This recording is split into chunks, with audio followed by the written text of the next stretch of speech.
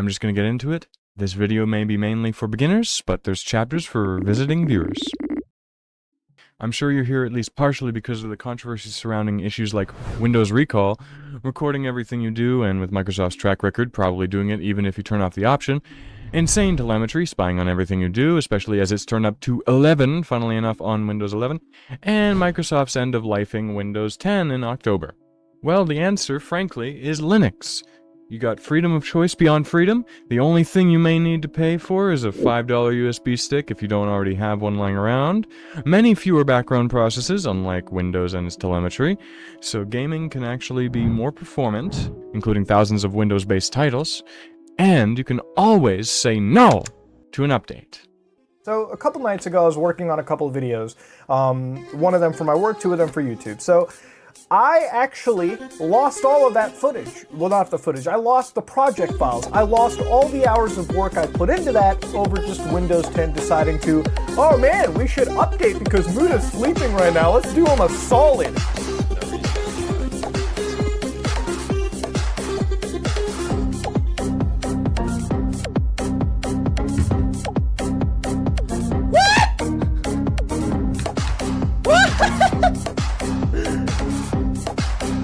Alright guys, well, this is pretty neat. How did this happen? How did this happen? You Windows 10! Look at this shit. Look at this stupid bullshit. Restarting in 12 minutes and 58 seconds. This shit comes up on my computer every single day, automatically. Your PC needs to restart to finish installing important updates every single day. And every single day, I click later. You know why I click later? Because there's no option to click never. I'd like to click never. I never want to install these bullshit, meaningless, superfluous. I hate them! I hate these stupid updates! Look at this shit! Every day this comes up! And you know what happens after you click later a few times? When a few days goes by and you keep clicking later and later because you don't want to fucking do it, you just want to put it off. This automatic bullshit that interrupts your work and makes you turn off your fucking computer and you click later every day. Eventually, it takes away the option to even click later and it just says, these are your only options. It's basically putting a knife to your head and saying you can either wait 11 minutes and we'll shut it off for you, or you can just, bite the bullet and shut it off now. It doesn't even give you a choice to say no. It just comes up whenever it wants, automatically, and says, fuck you, we're turning off your computer no matter what you're doing in 10 minutes and 47 seconds. Look at this shit. I am fucking rendering something, you cocksucker. I'm doing important shit. Why do you need to install updates? What updates? Some more fucking spyware so the NSA can keep watching what I'm doing? Linux is free because it's open source. That is the key. Anyone can add to it or modify if they have the skills. There is proprietary software available, but generally the idea is no one entity owns the right to tell you how to use your Linux. That's why there are like 1,000 distros. Literally. And of course, the choice paralysis starts setting in. But don't you worry. There are about a dozen majorly used distros, short for distributions, but the main thing you need to worry about when choosing a distro is its package manager. Package manager is how you install programs. No need to deal with dragging an installer onto your desktop, only to be greeted with a special installation wizard for every different thing. Nor do you need to worry about finding that one missing DLL, as dependencies are taken care of automatically. Generally, you only need one click in a graphical software program, or one command for power users in a terminal to install a program. You need to enter a sudo password too, but we'll get to that later. There are several package managers available, but the main three are apt, DNF, and pacman, for the respective distros and derivatives of Debian, Red Hat Enterprise Linux, and Arch. They all have their pros and cons, but essentially, apt, or apt, and DNF require you to type more, while being more easily memorable, while pacman is the fastest of the three, and you only have to memorize a few letters for options. And it's way easier to lump several options together in one command with pacman than the others. Other than that, when choosing a distro, you should only have to worry about the available packages and the included bloat for your use case. If you are not much of a power user, both of these probably won't matter to you very much, but if you tend to tinker and want the best optimizations, these will matter more.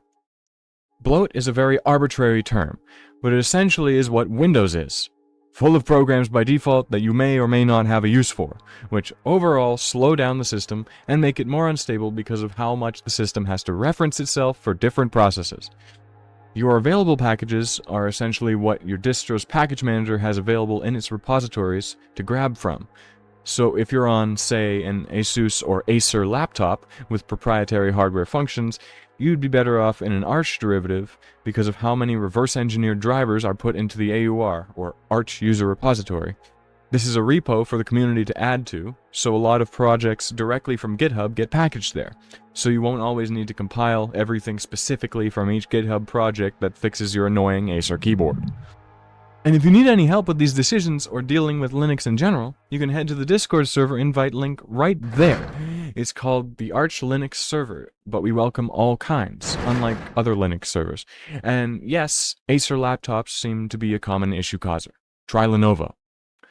Now all you have to do is choose a distro. Spoiler alert, it's all arbitrary.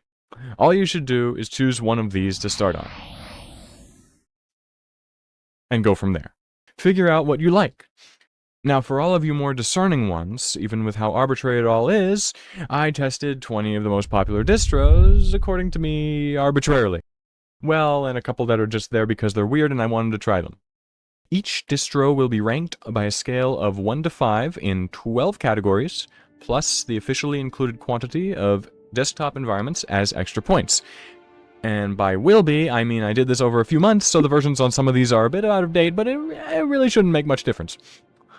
And the blacked out categories turned out to be outside of this video's scope, as well as my patience. Categories are Package Manager Speed, Out-of-Box Freedom, based on how I feel via my experience, Bloat, determined based on Arch having the least, Number of available packages from the main and possibly secondary repos by default, the functionality/usability of Audacity, Inkscape, Wine, and FL Studio, the general reputation of each distro based on light research and experience talking to many people who have used various of these, kernel optimizations also based on light research and what the distro maintainers have said on their sites, and the ease of install based on the standpoint of a new Linux user. Half of that may have gone over your head if you're this video's target audience, but all you have to know is that it's arbitrary anyway and you should really focus on the real data at the end. But consider sitting through my story first. I've also decided to donate $50 to the one I consider the best by the end. I decided to start out with EndeavourOS, since I use that for my desktop PC, so I'm most familiar with it. I originally thought I'd test all these distros using VirtualBox virtual machines to get a quick and easy recording of every aspect within my own system, but it failed to install twice, so then I tried QEMU KVM, and it failed there. I went back to VirtualBox once more and it finally worked, but then I realized you should probably know how to install Linux on your own PC, and so here we are. And it's more reliable to test on real hardware. With your $5 USB stick, you can install Ventoy to it, which is basically a tool that allows you to boot from any ISO you drop into the USB. No burning required, besides the initial time. You go to ventoy.net, don't ask me why it's called that, go to the downloads page, click on the link that says Windows, and then in the SourceForge tab it brings up, click the one that says Windows again. Then, wherever you downloaded it to, you can extract it using Windows' tool for it, 7-zip, WinRAR, anything, and open the new folder it makes. Plug in your USB stick that has no important data on it. Then right-click on ventoy to disk.exe and select Run as Administrator. If you're on Linux already and just heard about Ventoy from this, just replace wherever I said Windows with Linux and execute the ventoy GUI.x86_64 file instead and put in your sudo password if it asks. In both systems, the GUI should appear, likely with your USB stick already selected for installation. Make sure it is first, click Install and Confirm, and you're done. Now you can drag and drop any installation ISO you want, including Windows installers, and you'll be able to boot from it. With the Ventoy USB plugged into your device, power it on and press the boot menu key. If this is not available, you may have to go into your BIOS and enable it to give you time to press it before Windows boots. You will likely also want to disable Secure Boot, as it doesn't recognize most distros. Then select the USB in the boot menu and hit Enter. Go down the list in Ventoy with the arrow keys and hit Enter to select your ISO, then Enter again to boot it. If you're using this for Windows installers, you'll need to select WinBoot here. Space! Now, with the first distro to test, I can explain my process. On my Lenovo ThinkPad T470p, I install each distro with the default settings by checking any recommended boxes as it goes, and selecting KDE Plasma as my desktop environment if it gives me a choice, because that's my favorite and I'm more used to it. I'm setting it to erase the disk every time because I'm testing all these installations as fresh as they can be. After installation is complete, I boot into it and run neofetch, or install it if I need to, in order to get a package count. I obviously subtract the packages installed with neofetch if they weren't there for the fresh install. Then I install Audacity, Inkscape, and Wine. That gets me the timing for that category of the test. Now, the reason for installing these three things is essentially to test how well they were packaged by the distro's maintainers. Audacity, an audio editing program, could have graphical errors when shifting the windows around while it's playing something, as well as errors with the effects themselves. Or at least I've had those problems in the past. As I said, arbitrary. Anyway, I test that on an audio clip I included in the Ventoy. Inkscape is a vector graphics program. I test how stable it is with the basic Boolean functions and dealing with tons of nodes. I'll just say this now, these were the most arbitrary parts of the testing that really barely ever changed, but they did at some point. Onto the more pertinent test, Wine. Wine is a compatibility layer, which means it mimics a Windows file system layout and translates calls to any hardware from Windows-only programs into Linux-compatible instructions. So the idea here is to test a very legit download of FL Studio with Wine, because I know, or a friend of a friend knows, it works on EndeavourOS. And Wine is what Steam's Proton is based on for making most games run perfectly on the Steam Deck and Linux in general. EndeavourOS was pretty much all 5s because I'm biased and it worked. By the way, it has 9 desktops to choose from and simple tools for beginners, a decent forum, it's not owned by a hardware company, and it's an Arch derivative, so it gets rolling release, as in bleeding edge, updates. Only if you choose, of course. Then I went on in the same order as I set up the spreadsheet, starting from Ubuntu. Ubuntu is owned by the company Canonical and has been a cornerstone distro of Linux for decades, though the reputation has suffered with many of their decisions in recent years. One of those decisions being to switch their software app to use a different packaging format called snaps, known to be slow and at times unstable. However, I disregarded them and just used the terminal with their usual repos, which you'll see is inconsistent with how I did it later, but I have no excuse.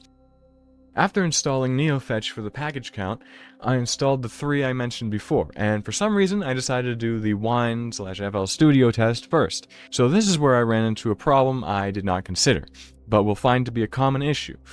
You see, the very legit RAR file holding the FL Studio installer has a password of 123 encrypting it.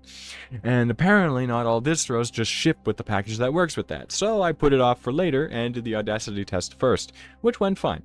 Then I checked if Ubuntu had 7-zip, which it did, but the extraction didn't work right, so I installed Arc, which is the archive manager, EndeavourOS, and a lot of distros ship by default, probably because it works on a lot of things by default, as it did on this. Unlike on KDE, however, GNOME-based desktops don't automatically add the option to open the exe with Wine, and in fact, Wine was not listed in the available applications, so I used the terminal. Even though it shouldn't really need it, it needs Wine32, which is for 32-bit applications, which is the same as Wine Mono as far as I know that was available on Arch-based distros, but not Ubuntu. It gave me a command to install Wine32, but it didn't work. It needed permissions. This is where the sudo, or superuserdo, command comes in. You see, Linux is separated as a root file system and the user space, or home. You can do anything with the files in your home directory where most of your desktop lives, but outside of that, you need to use your sudo password to run a command as if you are the root, or administrator, of the system. It's effectively like run as administrator on Windows, except not as stupidly insecure. So I ran the command again with sudo, and it didn't work again. Apparently, Ubuntu separates your sudo password from your root password, and this action needs a bit more juice. It wants you cooped up in a little cage. But I can just set a root password in the terminal and then log in as root, and boom, I can run the command now. And after all that, it still couldn't do it because of a missing DLL in the Wine configuration. Points demoted. Inkscape worked fine, besides the tabs on the right not being able to be dragged over like it should. Don't know what that's about. I decided to see what would happen if I updated the included snap packages, since I was still considering at the time doing the update speed and reliability category, before realizing that would make this take way longer to do effectively. After snaps, I tried the software updater, because of course having 3 different updaters is great for getting people into Linux. It somehow hung up in its own settings. Great show so far! Decent speed for that one at least. I decided to try the snap versions of Audacity and Inkscape too, since I realized most people would probably end up installing them that way.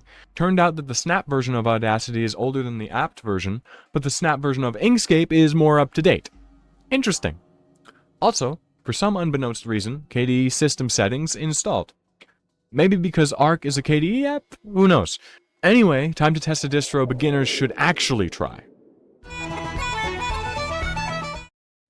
Linux Mint is the one everyone recommends for beginners because the likelihood of needing to touch the terminal is nil. It pretty much has all the drivers and programs you could need by default, and its Cinnamon desktop environment is very Windows-like. It automatically chose 200% scale for my screen size, which is nice, granted that it's more related to the desktop environment itself. Ran NeoFetch since it was already there, not too old but not too new Audacity. Oh, the playhead has a visual bug as it's moving across, but changing the volume on my laptop clears it. Weird. Otherwise it works, and so does Inkscape. Weirder still, there are 2 options in the software manager called Wine. One has 3.9 stars and the other 3.3, so I'd imagine most people would go with the 3.9. And it's a newer version too. Okay, same issue with the encrypted archive. I'm gonna update and see if that fixes it. Nope. Okay, I'll install Arc. Oh, it doesn't work graphically. Okay, I'll use the terminal. That worked. FL Studio works. Good. A few complaints that I've always had with it though. If you're gonna give a release notes tab for an upgrade, actually use the space to show the release notes. Don't just give me a link. How lazy are you? And of course the requirements tab is not responding. It's always funny which applications stop responding for me whenever I'm trying Ubuntu-based distros. Pop !_OS. Very insert adjective here, name. Pop OS's installer is pretty quick and easy. I didn't mention that I'm deselecting disk encryption when I notice it in the install process. It may not really matter, but I want it to be fresh and uncomplicated. Interesting news, their 4-finger gesture that usually is not picked up on other distros with this ThinkPad worked. I thought this touchpad had a limit of 2 from previous experiences. Oh, look at that. PopShop is not responding. Of course. Hey, at least Audacity's up to date. The scaling kinda sucks since some windows are covered on the bottom by the taskbar. Granted, I could put it smaller again, but that's not the point. No problems with Audacity and Inkscape. In fact, Inkscape actually has the right sidebar this time. And archive encryption not supported. Okay, Arc. Nope. Okay, 7-zip. Nope. Tried the default included archiver again, and look at that. It worked this time. Maybe because I installed 7-zip, so it got a dip into one of its dependencies and used it better. Still had to use Wine from the terminal, but it worked. FL Studio worked. Now Zorin OS. Zorin tends to have a bad reputation with how old its packages tend to be and how slowly it receives updates, but it also goes for a very traditional desktop style and has its own built-in helpful apps. Plugging in my USB capture card blocked peripheral functionality, that is, my keyboard and mouse. Well, I guess I'm gonna have to record this part with my phone, because if I put, okay, so you see the mouse is over the 100% scale thing here. If I put the display capture, if I put the capture card in, I can't move the mouse. I can't move the mouse. Shows up in the capture, but it's, oh, terminal's on that side, so it's still doing the secondary display thing, but no, I can't move the mouse. I can't do anything. If I press click, doesn't do anything. Doesn't do anything. But if I take this out, suddenly, oh well, okay, maybe not. But earlier it was like, at least with the keyboard, because of the terminal, I had done the terminal shortcut, and it popped up only after I unplugged the capture card again. So I'm just gonna have to use the phone from this stupid operating system. Okay, stupid distro, rather. So, install. Touch. 27. Fairly weird how every Ubuntu distro tends to have a different amount of dependencies needed for NeoFetch. Very close together, but not the same. 27 on this one, 32 on the last one, 30 on Ubuntu, or whatever it was. My great, absolutely not stable camera work of my phone. Yes. Zorin is really not Sorin. Errors were encountered while processing. NVIDIA. Yep, the driver still isn't working. That's great. I selected that with their own driver software, and that didn't work. That's fun. Don't know why it's telling me that when all I did was install NeoFetch, but whatever. I had selected the NVIDIA driver while trying to fix it before switching to my phone, but it hadn't fixed it. And apparently it failed to update the NVIDIA driver properly while installing NeoFetch. How? Okay. This is the most bloated system yet. Okay. 2032 and 12 Flatpak. Okay. Minus 27. Yeah. Anyway, the software store has a funky UI design, and it turns out it was supposedly unable to install Audacity, except for the fact that it did install it. No search? No search? Seriously? It's called Explore and there's no... Oh, it's up top. What kind of design is that? Okay, whatever. Not a big deal. Not a big deal. Just stupid, that's all. Audacity... Install... Oh, it's FlatHub only? And Snap Store. Oh, Zorin OS package. I'm going for the Zorin OS one because the point of this is the distro. Install. Yup. Okay, so it has the same software installer basically as Pop! OS. Same kind, because the bar is in the cancel button. Also, what the fuck is that version of Audacity's logo? What the hell?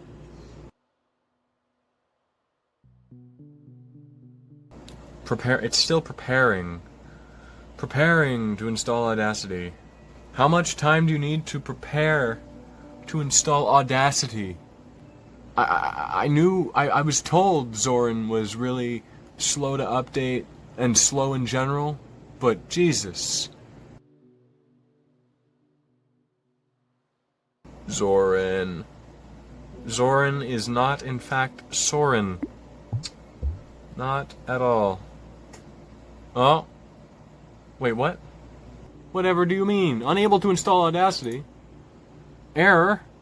Who gives a shit about NVIDIA? Why do you need NVIDIA to install Audacity? Okay, Audacity. Okay, so it did work. It's a whole generation old, though.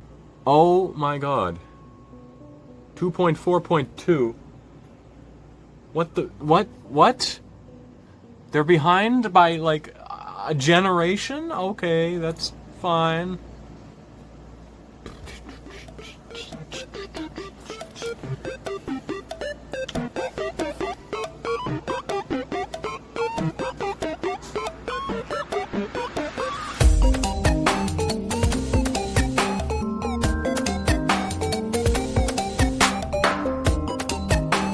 Custom size here, and I do this,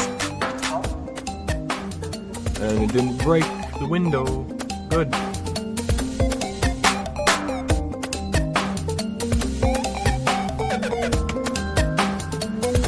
Why does it have to reload the whole page for the Zorin one?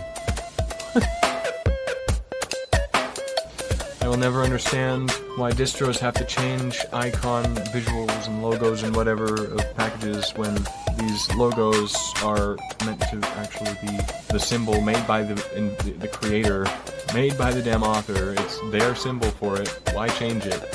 Especially to something so stupidly simple.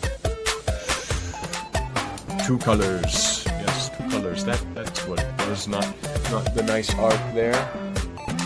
No, it's supposed to be this. Can't even tell, it's supposed to be like a mountain of some sort in that one.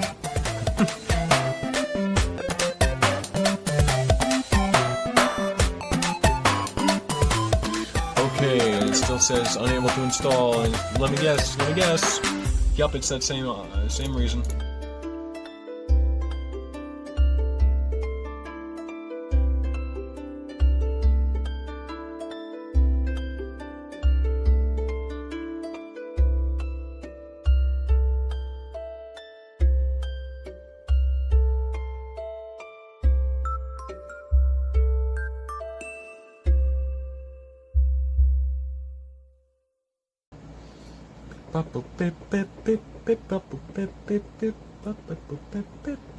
"2,000 years later." Is it gonna work? Is it gonna work? Come on, come on, come on. Do it faster. Oh my god, why is this taking so long? Okay, yay. Whoop-de-doo. Okay, now. Inkscape. Oh my god, it's light mode by default? Ah! It's the one program that really does not work with light mode. And again, the right side does not exist. Control Shift plus. Yay. Okay. Here's the real question. Can I actually extract an encrypted RAR in Zorin? I'm going to assume not, because it's another stupid Ubuntu thing. Let's see. Archive Manager select. Encryption is not supported. So, let me test my theory that I had with the last system. Pop! OS 7-zip. Hey. So slow. Oh my god. Come on.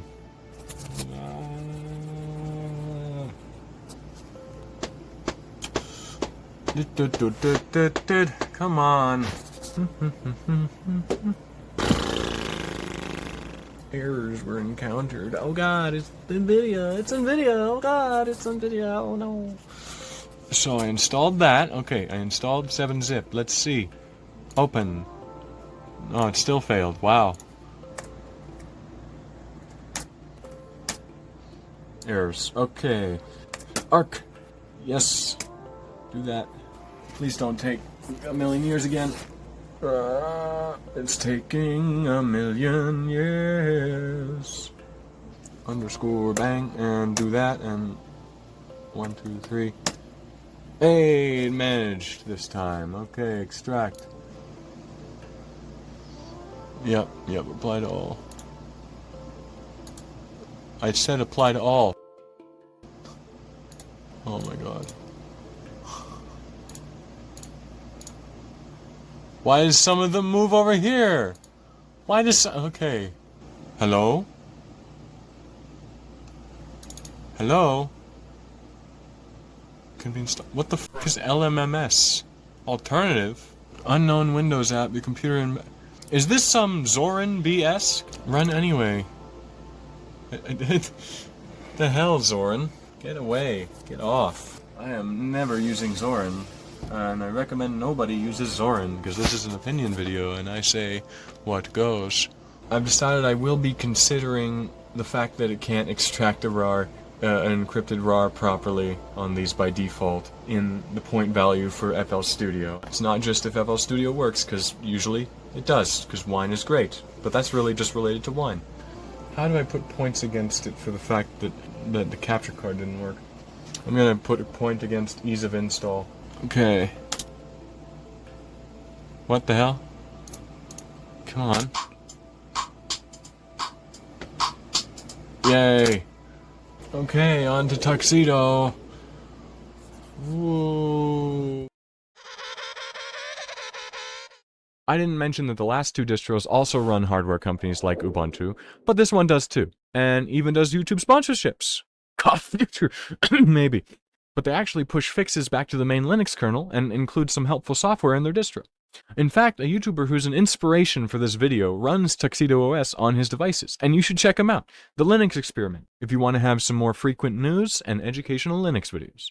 Now the thing is with this one, that it actually gave me a pop-up as soon as I plugged in the USB capture card I'm using to record all this, and I could just immediately select mirroring instead of having to find it in the settings. Beautiful! One thing I will say though is that they had more packages on a fresh install than Zorin, which is crazy to me because it ran so much better than the other ones with that much bloat.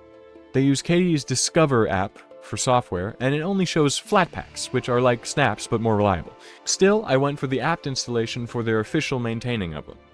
Both Audacity and Inkscape are quite old again, but they both worked fine. The archive extraction worked just fine this time. Wine still didn't appear as an execution option, so I guess it's an Ubuntu thing instead of a desktop thing. Either way, it worked through the command line, and FL Studio worked. So I thought I'd update it and see how fully upgrading the system would go. Well, I live in an area with a terrible power grid, so of course I happened to lose internet in the middle of it going.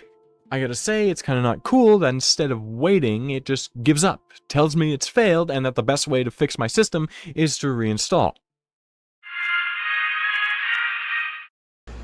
Well, back to the phone for Debian, because it doesn't have any software whatsoever included in the live environment in order to use my capture card.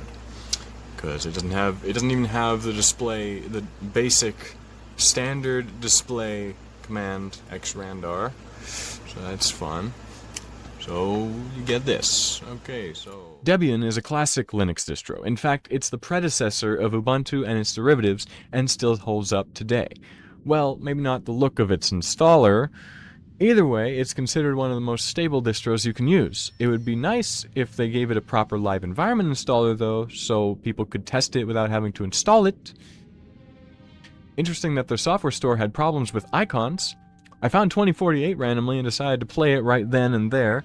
Then I found that I had to actually give myself sudo access through the command line like I'm installing Arch.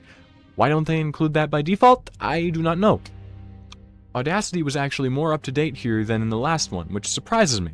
Still, it had the playhead bug like in Mint.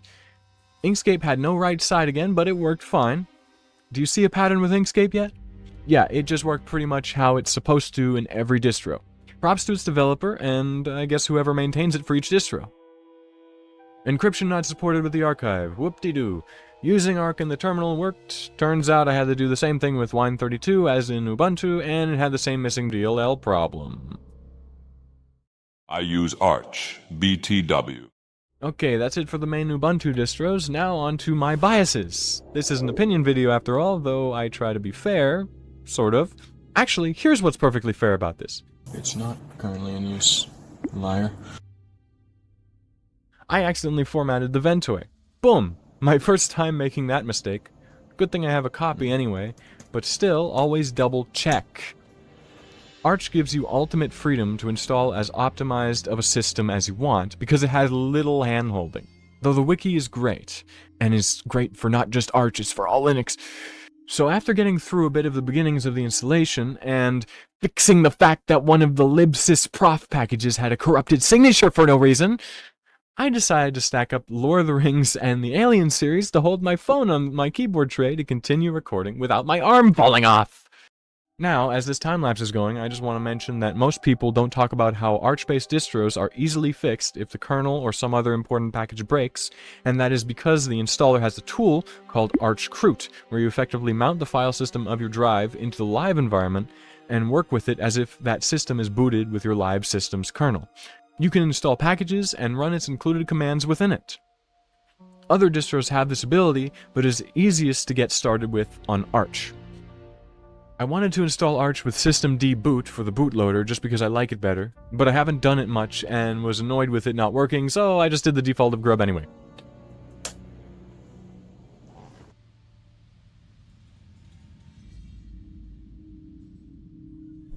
Now, in the KDE Plasma desktop environment, I discovered I needed to install Kscreen to use the capture card, since KDE on Arch installs barebones at first, and then Console for terminal emulator, and of course NeoFetch. Oh, the multi-lib repository isn't enabled by default? That's interesting. Had to enable it to install Wine. Arch is rolling release, as I said earlier, so Audacity, Inkscape, and Wine were all at their latest versions. Of course, I needed to install packages for audio in order to hear anything. Otherwise, everything was a breeze. All those programs worked as they should, and as you should expect. They drilled into the bloody processor. CachyOS is one of those newer distros on the block, but it's becoming increasingly popular for its kernel optimizations and ease of use with drivers and the like. It's basically if you went one step above EndeavourOS in making an easily installed, optimized system while having a specially maintained repo for its kernel optimizations. It's what Manjaro wishes it was. Why didn't I put Manjaro before it to capitalize on that burn making sense? I didn't think of it till writing this script, and I still want this to be chronologically correct. Of course, as it seems with most Arch derivatives, if you don't use the latest installer, it's likely to fail to install, at least in my experience. Holy crap, it supports 17 different desktop environments out of the box? What the hell? I thought this distro had 3 maintainers total when last I looked a couple months ago. Ah, no, they have 12 now. Okay, so I will say it's kinda unnecessarily nanny state to require 4 characters minimum for a password when even that's not secure whatsoever. Either don't have a minimum or make the minimum make sense. Anyway, they don't have very many packages available, like Base Arch, but all the programs worked from the get-go how they should. Granted, the FL Studio logo showed up with a weird glitch around the transparent edges. Also, though I don't have footage of it, the loading screen it gives to replace terminal output during shutdown, to me, is an impedance because if there was a hardware problem that the kernel was showing, I wouldn't be able to tell, like how some shutdowns hang on clearing up user 1000, U, for a minute. It would have said it right there. Also, a guy on the Arch Linux server has said about how Cachy bottlenecks his graphics card after the first game session during each on time, so all the custom patches might be a stability problem. Yes, the scorned one. Manjaro is definitely infamous for its unfortunate practices as a hardware company, stability issues, out-of-date packaging, and it having DDoSed the AUR multiple times. It is one of the few to properly install KDE to pop up the mirroring selector though. After install, the software manager didn't seem to use all the screen real estate for packages, but then I discovered it was on the featured tab.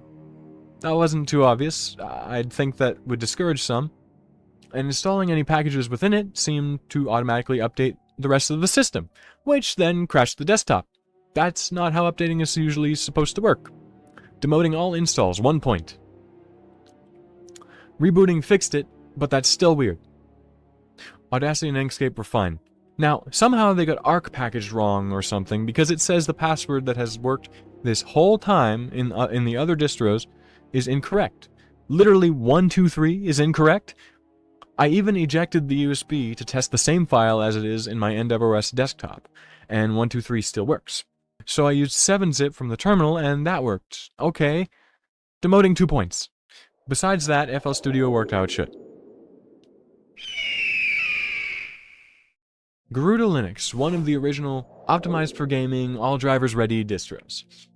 It themes its desktop environment choices extensively to fit its gradienty, Mac-like theme, so it may be difficult to change its theming in its entirety if you want to. I don't have a capture for it here, but the booting of the live environment took a while with its automatic driver installation. And weirdly, it gave me the mirroring pop-up for the capture card, but it didn't work when I clicked it, so I still had to go into the settings for it. The setup wizard it gave me updated the system, and I noticed that it automatically refreshes the mirror lists for downloading, which is nice, so you don't have to worry about your updates taking longer than they should. Oh, and its theming includes the wobbly effect on moving windows by default. Interesting choice.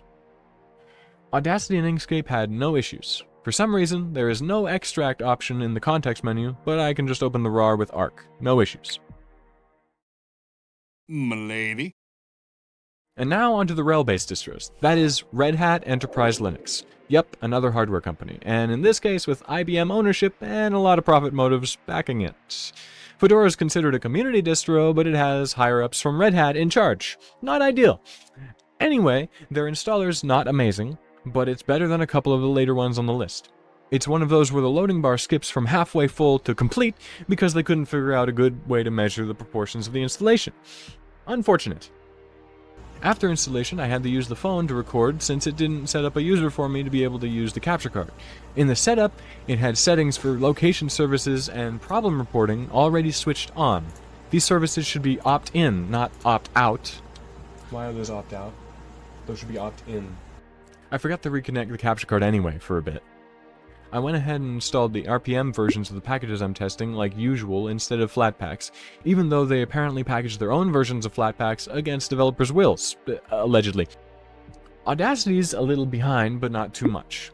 Oh, of course, encryption not supported, how usual. Arc, please save the day. Nope. Okay, it couldn't open it apparently. Trying terminal. Nope. 7-zip. Nope. Can I extract it when it's still on the USB? Yup. No issues there. I guess I'll extract from the USB straight to the desktop, even though it should have had no issues copying it. Let's try Wine now. Oh, and they actually included the option to open it with Wine in the context menu this time. Any day now. It'll run any second now. Okay, not even a process for Wine exists. I guess I'll just try the terminal. Oh, the version of Wine installed is a testing version with experimental packages, and it had a fatal error? How nice! Did I miss something? Why would their software store install a testing version by default? It's Nobara time, or you might call it Fedora's Garuda, although the look of the site tells me it might be a smaller project than that. Well, good first impressions because they had enough brain cells to use Calamares for their installer. Very good. Now, a reminder that I downloaded all these ISOs months ago, and this was Nobara 40. The installation didn't say it failed, but it went into boot loops. So the bootloader evidently installed incorrectly. Let's try once more, but with no swap partition selected, just to see if that was the problem. Nope. How about Nobara 41 then? Latest installer at the time I did this. Okay, simple installation as before. Oh, what's the new game button here for? Ooh, it's like a weird Bejeweled game while you wait. Honestly, kind of a fun idea. And damn, boot looping again. I was actually hoping to see what they had in store for me. Oh well. openSUSE, the evolution of SUSE Enterprise Linux. Do you see a pattern here? Sorry. Anyway, they have a ton of software tools for system management and stuff, and their installer is not amazing, but if you want a detailed selection, it has it. Not that they couldn't give the same options in Calamara's installer, but I don't know. The installation took almost half an hour, the longest so far, but for, well, not good reason, because holy crap, the amount of packages. Now, there was a weird issue here that I've never experienced before and had no idea what it was until I tried the distro again later, because I realized after all this that the best way to get the available packages for each distro's repos was to fully install and update them again. Anyway, it turns out that if you leave the installation medium, as in the Ventoy, in during the first reboot, it now treats that as another repo, but it can't access it because it's just an ISO file. So installation through their Discover setup failed, and updating it later when I was doing the package counts failed until I disabled this repo that was obviously not a repo. So I installed things to the terminal for now, and holy crap again! 316 packages just to install Audacity, Inkscape, and Wine? That's a lot of dependencies! And it took 10 minutes to install. But hey, at least they all worked right, including extracting with Arc. I'm a member of the Midnight Crew. Now we get to the more unique, specialized distros, I'll say. Slackware is the oldest, still actively maintained distro around. Its beginning setup is very much like Arch in the fact that you manually partition your drive first, but then it has a kind of graphical setup within the terminal.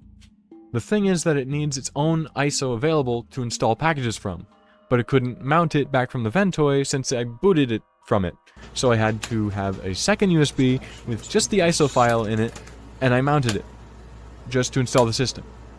Nostalgic, honestly. So I went through and did the full installation as it was recommended. It had an option after install that said about making a USB boot device to boot the system off of. I thought it was weird, but the distro is archaic, so I thought that wasn't too off base. And it said it was recommended. Well, apparently it actually wasn't, because it didn't work no matter what I did to try to get it to see the kernel. How about a tutorial video? Ah, okay, so every option that is already selected during the installation is the recommended option for your system. Why would it say recommended before then? Ah, whatever. Okay, so now if I skip the USB boot option, it actually gives me the normal option to set up an EFI partition within the laptop's drive, like a normal distro. Even Slackware installed KDE correctly to the point that it gives me the mirroring pop-up. I'm surprised just how bloated Slackware is, though, considering how many KDE apps it has in its recommended configuration. I thought Slackware was always supposed to be the bare-bones distro. It has almost 3 times a plain Arch install. Granted, it does have the ability to select each package individually if you don't select full. Okay, so to install packages on Slackware, anything that's not included during install generally has to be compiled from source.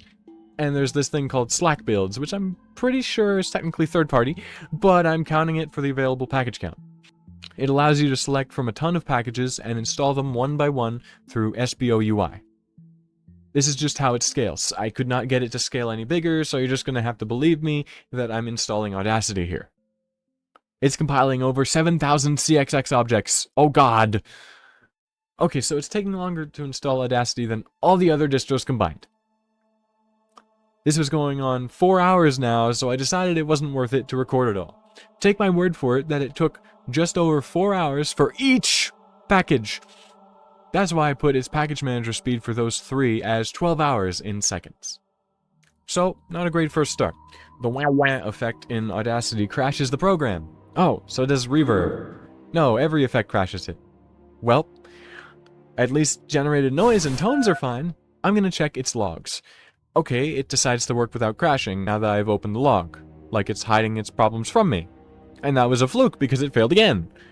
This could all be due to me being logged in as the root user by default though. Inkscape's fine. Who knew? Arc seemingly doesn't have the RAR package to extract with, so I'll try 7-zip. Boom. Very nice. Wine works. NixOS is a distro designed more for mass deployment through its system of configs that make installing the exact same system on multiple PCs supposedly easy. I'm not here to test the unique features of each and every distro though, as I'm just getting a general feel and level of stability. The first installer didn't get past the boot text besides a blank screen with a frozen cursor, so I had to get the latest ISO. It didn't give me the mirroring pop-up, but weirdly it labeled the display with the actual name of the capture card instead of the internal display name this time, unlike the other distros. I don't know if that means it's better at hardware compatibility or not, but I wanted to mention it. Looking at the online guide for it, it seems NixOS is the real version of the meme where Arch users never have time for a wife because of the time they spend customizing. Nix's own package manager has commands upon commands just for configuration. And the fact that you have to type in NixOS next to each package name is pretty redundant. But you actually have to exclude typing that part when uninstalling? Okay. NeoFetch's output for the package count seems odd because installing Audacity seems to install 299 user packages, while it says about 6 paths that were fetched, while NeoFetch takes 10 paths, and that should be a lot smaller of a dependency stack. I'm not sure how it works, so I'm just counting system packages in this case for the bloat.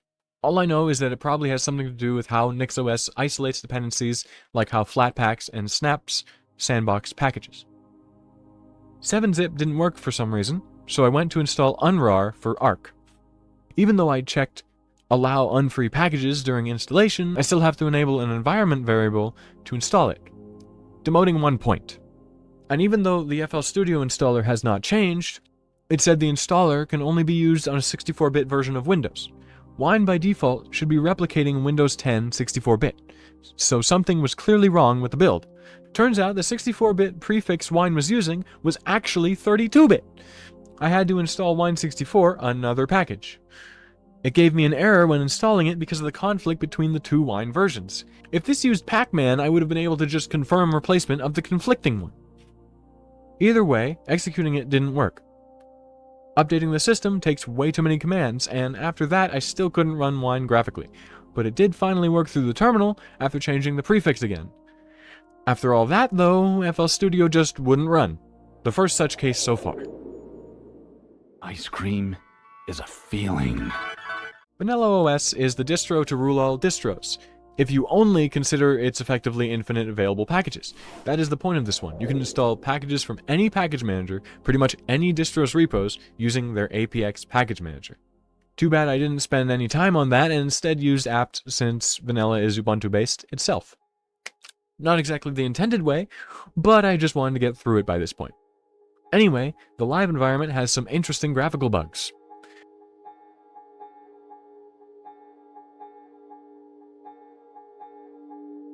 It's literally just like when looking outside the map in a Source Engine game. Everything is infinitely collapsing on itself in the non-rendered area. I mean, in this case, it's like infinite shadow rendering. It's also really laggy after a bit of doing this shadow stacking, and the CPU fans started whirring like crazy. The installer seems easy, but it wastes time not already having your location and locale selected like any other installer, as well as it's taking a millennia to respond.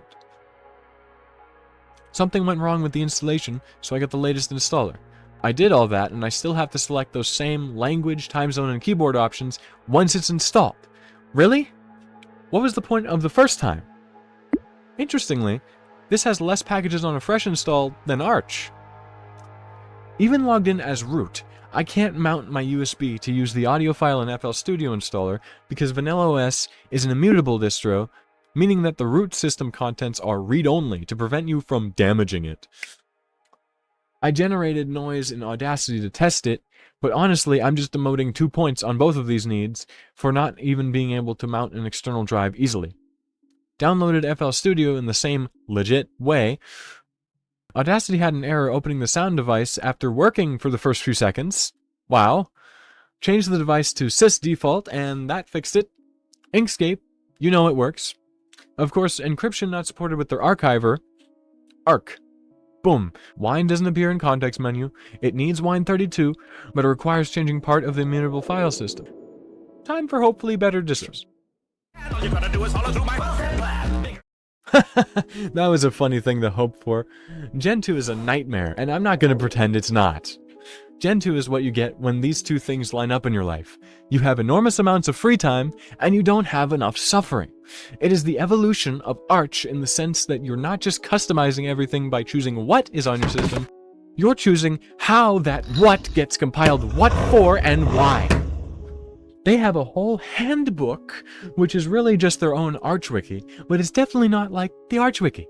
The ArchWiki is organized in a way that makes sense, while the Gentoo wiki, at least with the installation part, is a cluster of 2 or 3 separate paths you can take to install your system, all put in a mixed chronological order with unfortunate formatting that is not obvious enough for topic separation in many areas. Also, it says at the beginning how there are areas separated as recommended, optional, etc. Altogether, I missed multiple steps while attempting to install this over multiple days. I missed the damn initramfs section because of this idiotic font size boundary not being obvious. I wanted to install the OpenRC version of the system since that seemed like their effective default, but that may have also made things more complicated simply because systemd tends to work well with itself. I had to reinstall the kernel multiple times. The bootloader finally installed, but it puts me into a debug shell, so I didn't know what went wrong. I thought there was a problem with the file system table, usually referred to as fstab, I made, so I went to boot into the live ISO again, but before I did, I noticed there were 2 new boot entries instead of 1. One Linux boot manager entry, and 1 Gentoo entry. I tried the Gentoo one, and it actually booted into the system. I had to add a user, like you do during Arch's installation, but it turned out that Gentoo's wiki only says that you can use vsudo, which is to give your user the permission to use the sudo command, but it doesn't tell you how, unlike the Arch wiki. So, finally, after creating a user so I can load up a desktop environment, which I chose as KDE as usual, I discovered that none of the things the Gentoo wiki said are included in KDE's profile that I selected are actually included nor set up.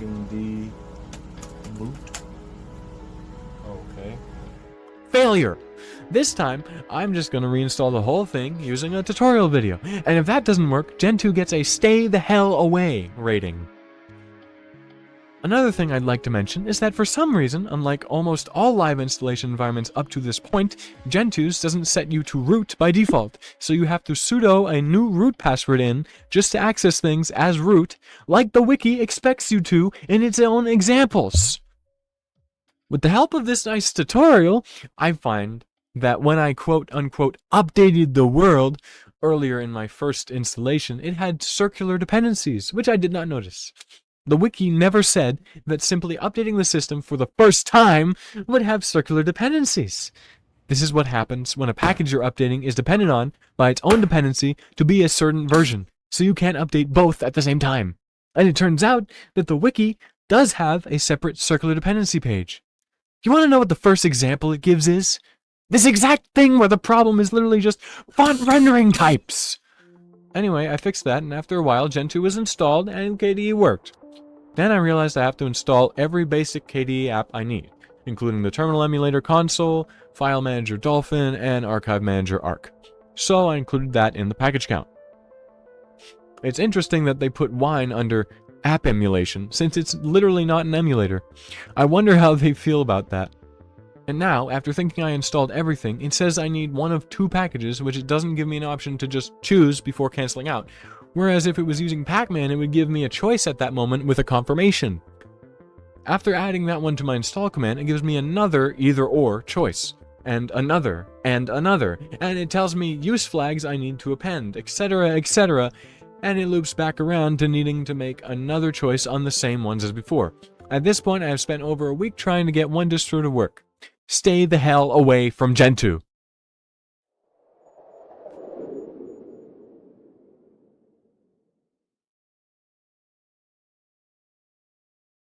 could be you. It could be me. Now that I've climbed out of hell, I've been greeted by an illusory distro called Bazzite, grasping my hand to pull me up into what is quite possibly an elaborate farce. I'm just joking, but Bazzite is meant to replicate SteamOS for PC before Valve finishes getting SteamOS to be compatible by their standards. It has all the bells and whistles of GameScope, all the other optimizations that work for the Steam Deck, and all the drivers and support you could need, just like Nobara claims to be, and Garuda kinda is.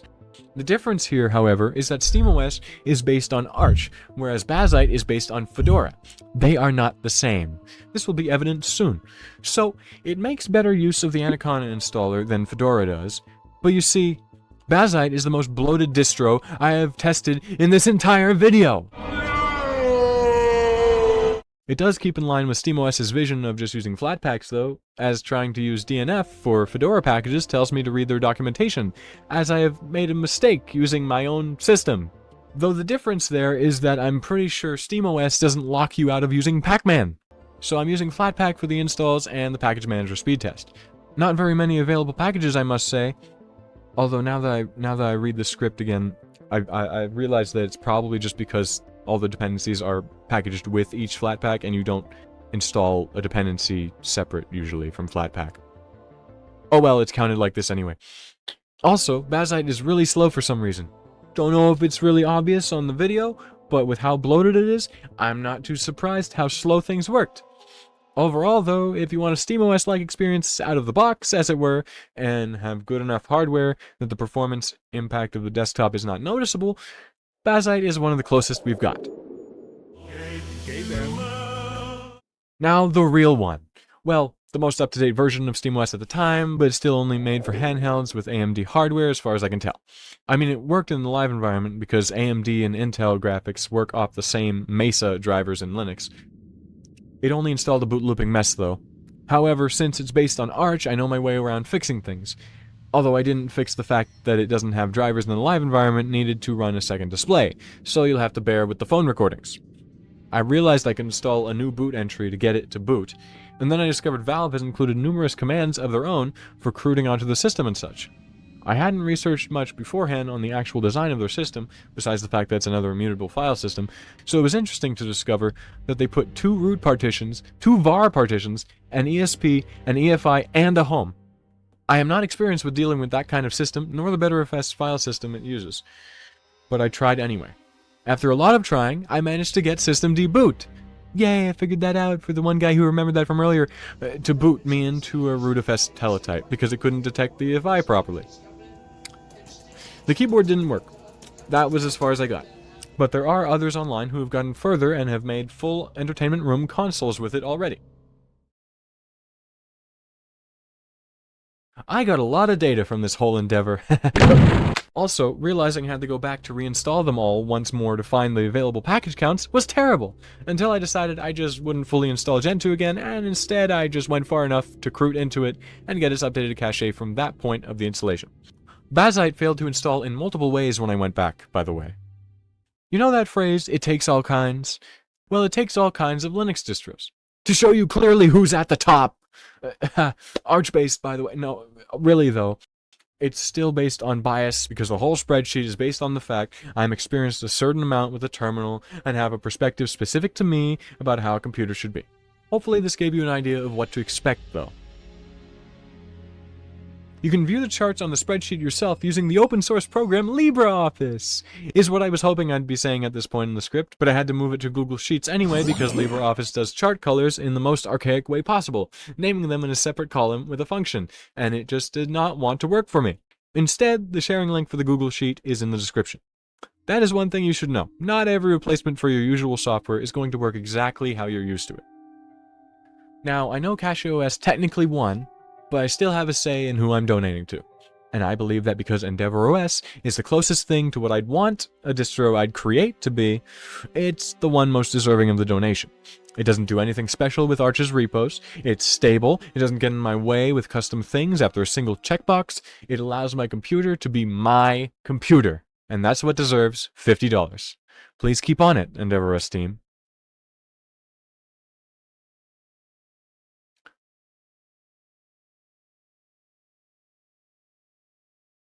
Desktop environments, or DEs, are what you might expect considering what you just watched.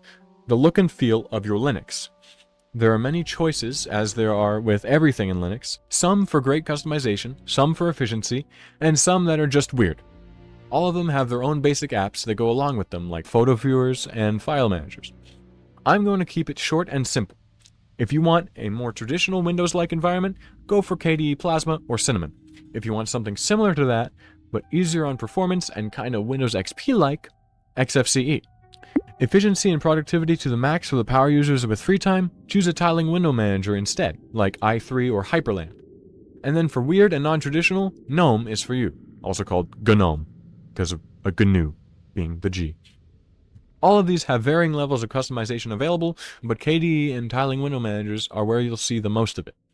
You can make KDE look like a macOS environment if you want, and you can give it Windows Aero-like themes, or way crazier. There's all kinds of settings for all aspects in KDE, although that does make it more prone to bugs if you're on a rolling release distro. Tiling window managers are for keyboard warriors, I guess, because the idea is that you can bind shortcuts to every little thing in their huge config files to make work more productive, once you've spent the amount of time it takes to make it that productive. GNOME is like a mobile interface stretched into being a desktop, so by default I can't stand it, but maybe you can. Its customization is bare bones without installing numerous plugins. Ah yes, I should also mention that Linux has two ways of displaying and compositing windows on your screen, X11, or X.org, and Wayland. X11 is the classic old method, while Wayland is more recent. Wayland is becoming more popular as a default because it is more secure and supposedly faster than X11. However, it still has many bugs that make me consider it the lesser choice for now. If the distro you choose gives you an option at the login screen or during installation, choose X11. Gaming on Linux is easier than ever before. Valve's efforts to collaborate with the Wine Project's creators, the Code Weavers, yes, they call themselves that, to make Steam's Proton compatibility layer have made nearly every Windows native game playable on Linux, and usually with no additional effort from the end user, I might add. ProtonDB is a great source to be able to see if your game is playable on Linux, and even if your game is not on Steam, there are numerous launchers you can use to play other titles, like how you can use Battle.net through Lutris for World of Warcraft. There are more games being patched within Proton every update, so even the odd title that may have a crash at a spot that it wouldn't on Windows likely works better in another version of Proton. All you have to do to enable Proton in Steam is to go into Settings, Compatibility, enable Steam Play for all other titles, and make sure Proton Experimental is selected. If you ever have any issues with a game on Steam, the first thing to check is ProtonDB for other people's fixes. And then you can change the game's Proton version by going to its library page, click on the gear icon, Compatibility, force the use of a specific Steam Play compatibility tool, and select one. I recommend trying Proton 9 if Experimental doesn't work. Now, here's the downside for a few of you. Windows games that have kernel-level anti-cheat, like Valorant or Rainbow Six Siege, do not work on Linux. And there's a few games that once worked on Linux, but they decided that Linux was for cheaters, period, so they disabled the ability to play anyway. Hopefully they'll change their minds when market share climbs a few more points. By the way, if you have the choice between a native Steam package and the runtime package, choose the runtime, because that is made by Valve specifically to run how it should on your system. Full download speeds. You can run a decent amount of Windows-only programs through Wine as it is, but you can also add a non-Steam game to Steam and run it through Proton, even if it's not a game. Of course, it's not perfect, but there are other methods like Bottles, which is supposed to sandbox your program in a container with its own DLLs and such. Then, even if that doesn't work, like how Paint.net's installer requires Windows 10 no matter what, because the creator is a sellout that couldn't keep his program open source, you can still run a virtual machine. Virtual machines are essentially just emulated systems that are mostly separate from the hosting system and are pretty easy to set up with a single tutorial on VirtualBox or QEMU KVM. Neither of them will give you amazing performance unless you go through the work of passing through your GPU, but QEMU KVM can be pretty close to that as it runs through the kernel directly, though it is more time-consuming to set up right. Look for Mental Outlaw or Some Ordinary Gamers tutorials if you really want to get into it. To get back to the part with Paint.net, it's a raster image editor, if you haven't heard of it. The thing that I have to be honest about is that there really is no good raster image editor on Linux, and all Adobe products are Windows exclusive only. Of course, it is only my opinion, but even the closest thing to Photoshop, called GIMP on Linux, just has such bad UI design I can't even begin to use it regularly. Anyway, most programs can be made to work within Linux in one way or another. If you're still here, that's awesome. Here are a few tips for the few of you who are power users and want to get the most out of your system. Most Linux distros use an init system called systemd. Does it matter what an init system is? Not really, but the point is that systemd has several tools you can use to your advantage. One such tool is journal control, also called kernel journal. Entering this command will show you messages from the kernel. The -f option makes it update in real time, while the -s since equals, quote, 5 minutes ago, quote, option directs how much of the log it shows you, because it's constantly updating. You can change the amount of minutes, or make it hours or seconds, and you can remove the -f option. This is your #1 tool for troubleshooting hardware or system software issues. Next is btop. Do you want to see how your hardware is doing with detail? Install btop and run it. It even adds an application to the list so you don't have to run it directly from a terminal. You can customize how it shows the information on your processes, CPU usage, etc. It's an evolution of the defaultly included top command, and it's just overall way better than it. Finally, I want you to know about teletypes, acronymized to TTYs. In any Linux distro, you should be able to press Ctrl Alt F3, F4, F5, etc. to get a new TTY instance. Each one is essentially a new login instance for a terminal to do anything on your system. To go back to the desktop, it should be on F1 or F2. This is your Linux equivalent to Ctrl Alt Delete, except instead of just pulling up Task Manager, you're pulling up the whole system with an easier access point if your desktop is failing. And to help you further with becoming accustomed to the terminal, I suggest you think about watching these videos, as they are great resources. The main thing to remember about the terminal is that every command is just an acronym or abbreviation of what it does or what it's related to, and you can use man for manual and then a command to see what it does, or if it doesn't have a manual entry, append --help to any command. You have full control. Your PC is finally your PC. Thank you so much for getting this far into the video. This is not going to be a regular thing, mainly because I spent months on it, but I will make more opinion videos in the future to spice up the pot. Gaming is still going to be the main focus though, as you can see with the fact this was uploaded at the same time as a new Fallout New Vegas episode, and I'm hoping to spend more time on the channel as a whole because I'm currently living on my savings to have more time for it and other things. I can't stand working 40-hour weeks for something I didn't create. So hopefully this can turn out well and I won't have to go back. Either way, I'll still be posting. Subscribe if you like, or dislike. I have been Asteroid, and thanks for watching.